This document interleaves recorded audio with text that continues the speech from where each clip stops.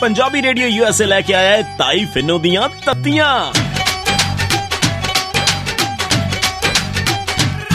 जदों तत्तियां सुनाइयां नी बड़ा दुख लग्या, बड़ा दुख लग्या।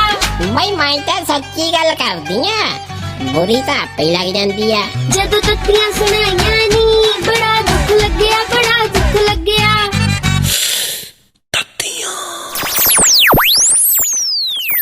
ना कुड़े बमीरिए ना बड़ा पेन कापी फड़ी आ है अज की हिसाब लाई जानी कुड़े। ਤਾਂ ਇਹ ਕੀ ਦੱਸਾਂ, ਖਰਚੇ ਬਾਲੇ ਹੀ ਵੱਧ ਗਏ।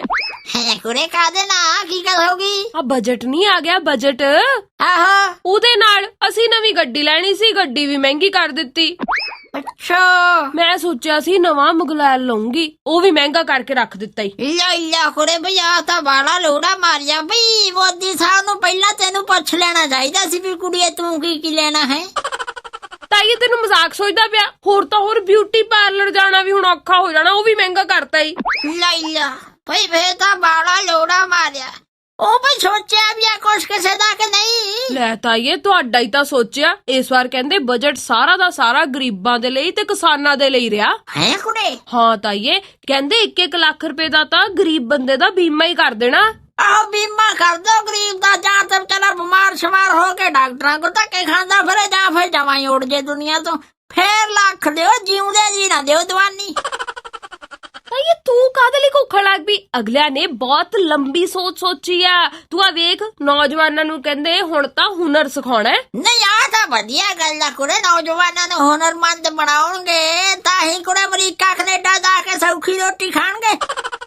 ਨਹੀਂ ਸਾਡਾ ਕਿਸਾਨਾਂ ਦਾ ਵੀ ਕੋਈ ਸੋਚਿਆ ਕਿ ਨਹੀਂ? ਲੈ ਤਾਈਏ ਕਿਸਾਨਾਂ ਦਾ ਤਾਂ ਸਭ ਤੋਂ ਵੱਧ। ਆ ਵੇਖ ਲਾ, ਕਹਿੰਦੇ ਸਿੰਚਾਈ ਦੇ ਲਈ 12,157 ਕਰੋੜ ਰੁਪਇਆ ਰੱਖ ਲਿਆ। ਹੈ ਕੁੜੇ? ਹਾਂ, ਤੇ ਕਿਸਾਨਾਂ ਦੀ ਜਿਹੜੀ ਆਮਦਨ ਆ ਉਹ ਕਹਿੰਦੇ 2022 ਤੱਕ ਦੁੱਗਣੀ ਕਰ ਦੇਣੀ ਐ। ਨਹੀਂ ਮਤਲਬ ਹੁਣ ਜਿਵੇਂ ਆਪਾਂ ਲਾ ਲਈਏ ਵੀ ਕਣਕ 20-25 ਹਜ਼ਾਰ ਦੀ ਨਿਕਲਦੀ ਆ ਤਾਂ ਫੇਰ 50 ਹਜ਼ਾਰ ਦੀ ਨਿਕਲਿਆ ਕਰੂਗੀ।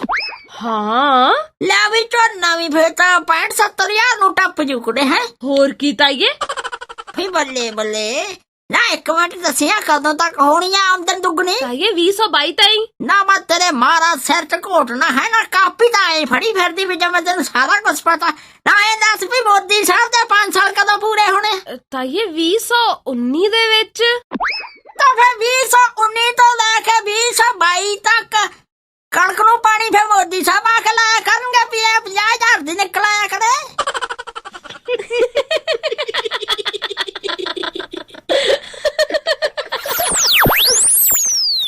भाई मैं तो सच्ची गल करदी आ, बुरी तो आपे लग जांदी आ।